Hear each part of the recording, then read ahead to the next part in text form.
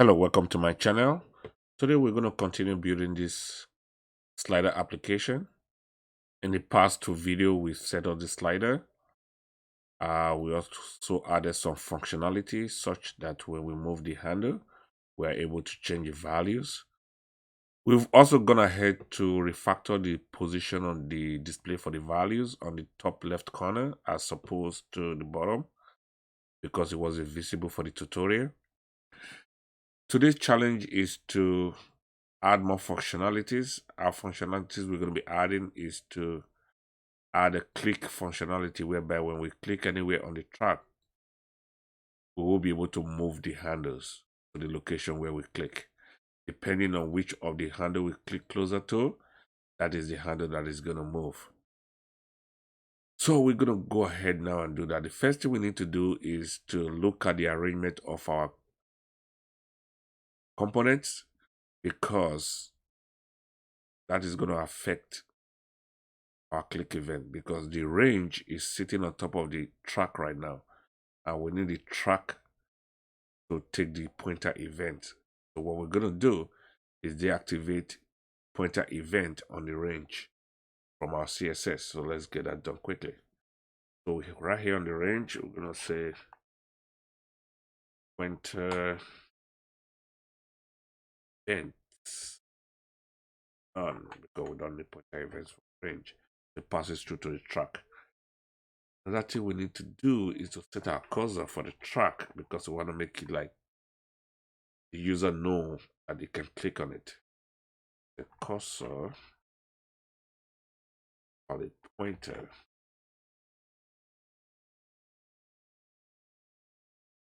What do I pointer? So now when you put your hands on it, it shows that you can click on it. Although it's not working right now, but we'll make it work. So that's it.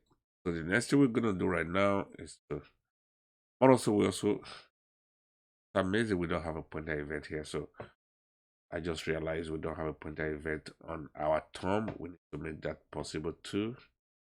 I'm going here on top. The cursor pointer. Or at least in our cursor also. Alright, so where we'll be able to click and drag. Beautiful. Now let's go to our controller. Some implementation. We're going to be working in the track for this implementation. So let's go to the track input. Track. This is where we're going to be working. The first thing we're going to do is to define our use ref, which already defined here. So that use ref, we need to put in here.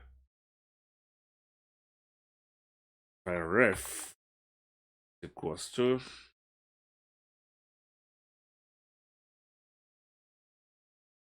track. Beautiful. Now we need to bring in all the values here all the way to the track. That there. Okay, now we need to add a click event. Say on click. That was supposed to handle click. So come here. Event const and the click was to for static event.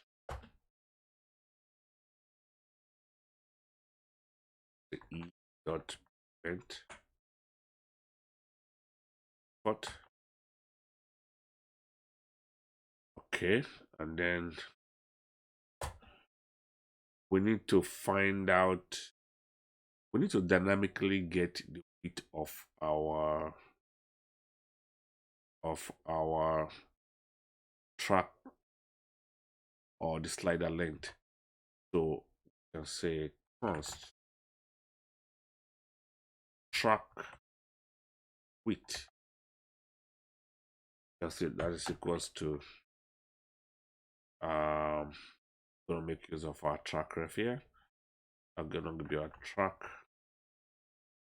ref dot current dot get bounding rect. A function that will give us the.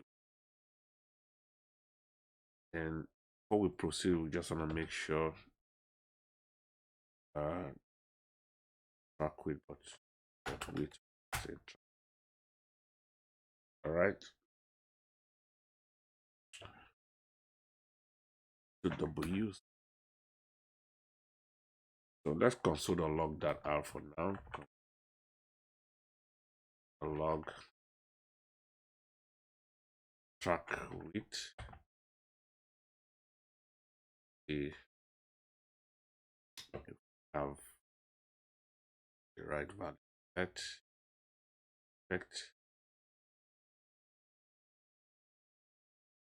Console. Click. Oh, we have an error. What is the uncaught type error? Track ref dot current dot get boundary reg is the function. Track ref dot current dot get bounding client ref. Oh, we need to say dot get bounding client ref. Okay. Yes. Bounding client. Okay, that's just problem.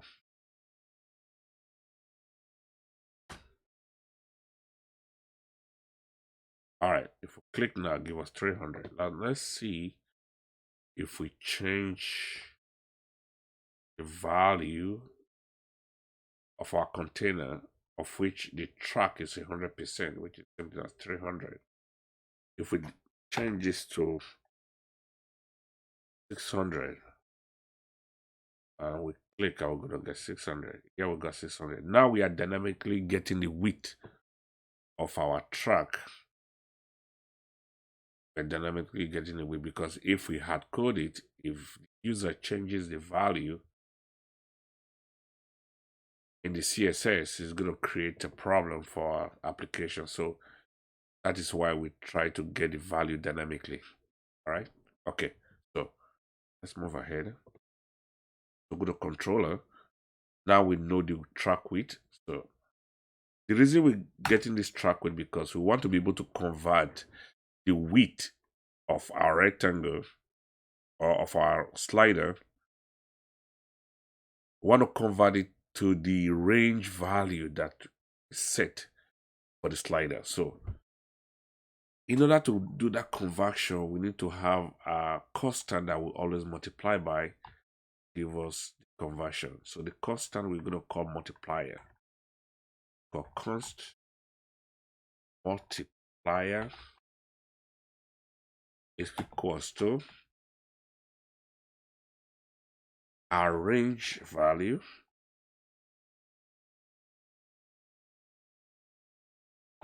divided by track width. So what's the track?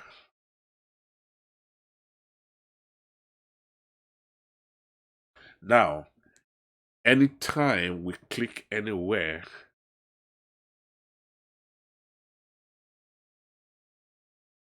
for instance, if we say position click, for instance, if we say position click right now, if we say position click, the const clicked, for instance, is equals to e dot native int dot offset x. Now, if we console.log that, oh no, undo. If we console unlock that, that'll give me clicked. Let's see what is going on here. Come on. Okay, you'll see that if we click anywhere here, your 566 is giving us, meanwhile, it's telling us the length, giving us almost the length 595 because we're going to 600, going from 0 to 600. Meanwhile, the range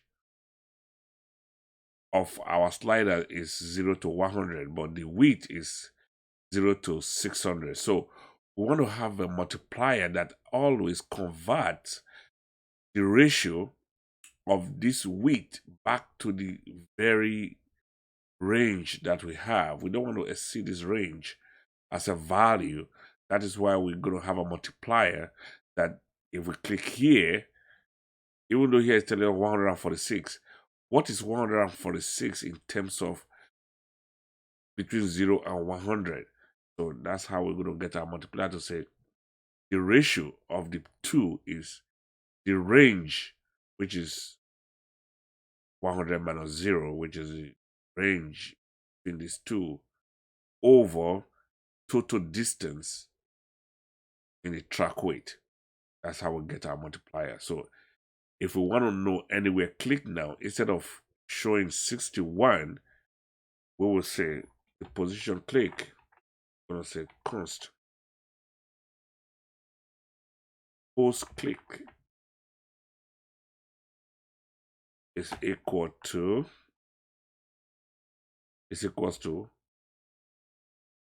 let's cast it,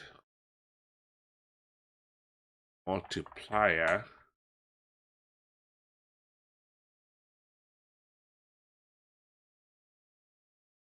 times, also cast the click.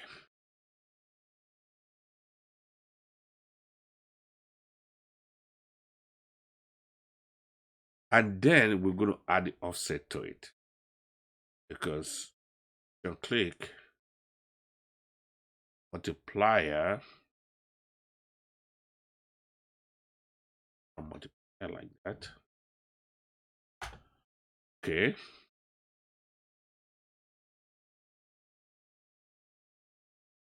Well,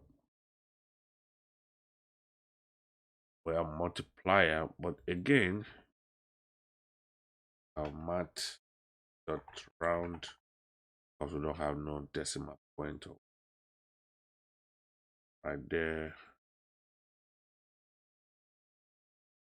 Okay, we need to round this number. Come on, why are you getting error for?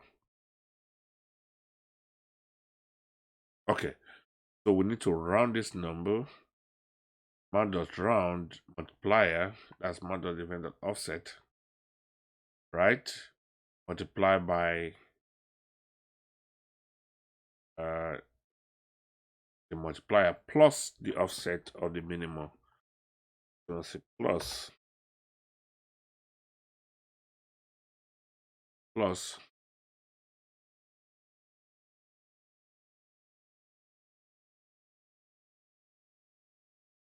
mean, because whenever we click, it's always going to be at the minimum to it, depending on where we start.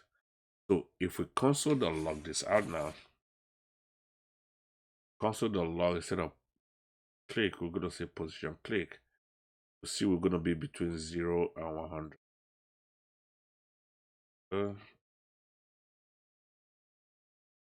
Is that?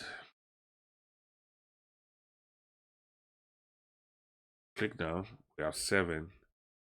If we click all the way here, we have 99. We're not going to say 100. We have 100. That's all. That's 0. So now we've already converted our click area. So all we need to do now is to set this value to the click position. In order for us to set the click value to the click position, we have to be able to know which of the value are we closer to when we click it. That's going to be another mathematical trick we need to do. All right, let's get into that. So how do we do that? So we're going to ask ourselves, where did we click? If the click position minus the minimum value is less than the click position minus the maximum value, it means we are closer to the minimum value. Or, so I'll just type it and I'll explain it to you because it's hard to talk and explain at the same time. So just give me time to just get this article idea. So we're gonna say we don't want the negative value, we just want the absolute value. So we're gonna use mathematical. We're gonna say math dot absolute value of position clicked this here, copy,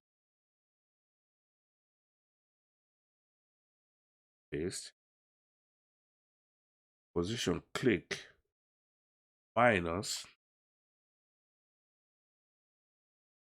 we're doing mathematical operation here, so we want to minus mean value. If this is less than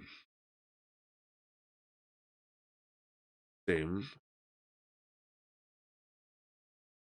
fact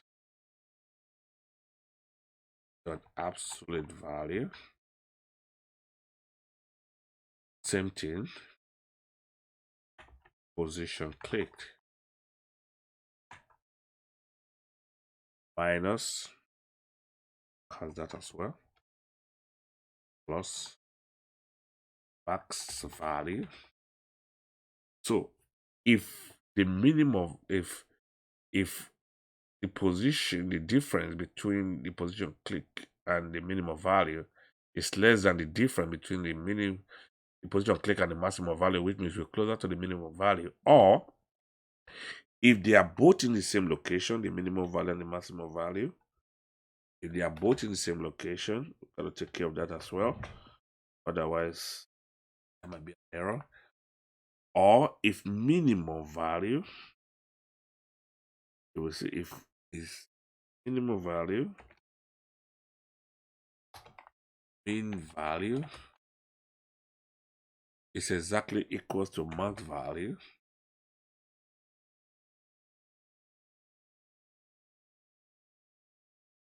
it's exactly equal to max value, and the position click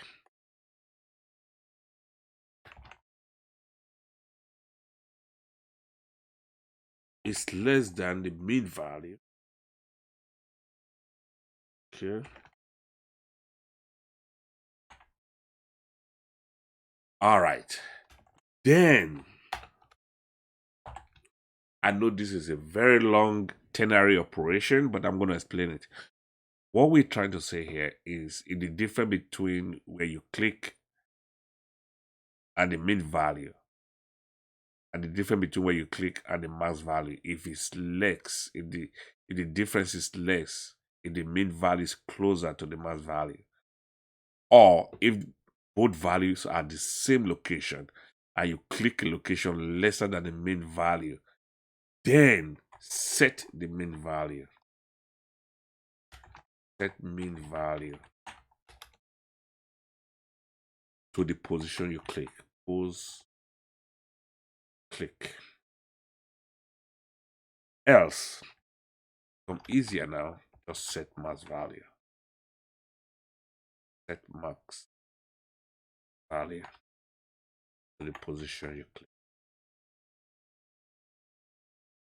That's it. That do the trick.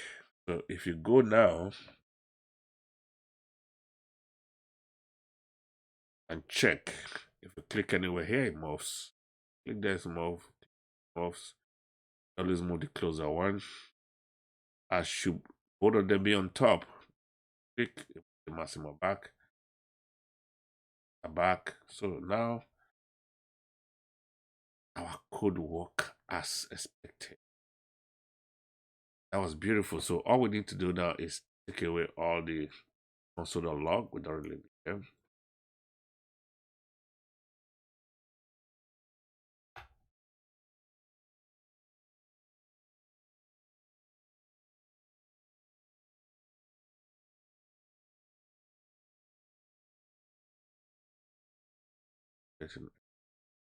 Okay, no error.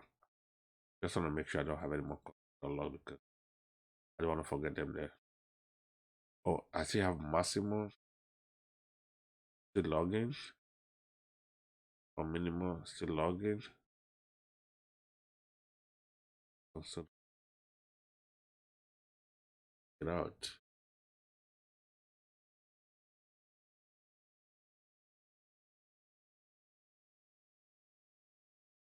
Well, let me check all my console log. But just hold on a minute. It looks like I have console log.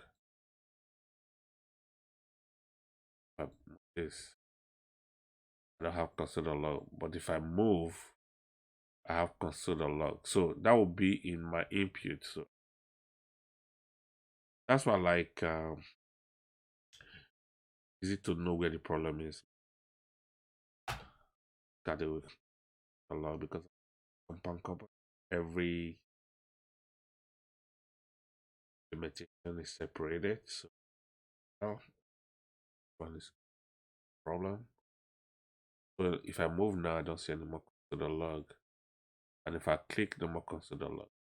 So and my slider is moving as expected. So I'm going to bring this video to a close now because I don't want it to be too long. The next challenge we're going to have is going to be setting the range. We want to be able to move these handles, and the color in between is going to be different from the track color. And as we move it, the color will either expand or contrast. That's going to be our next challenge. For now, I'm going to bring this video to a close. Thank you for listening. I'll see you in the next video. Thank you. Okay, bye-bye.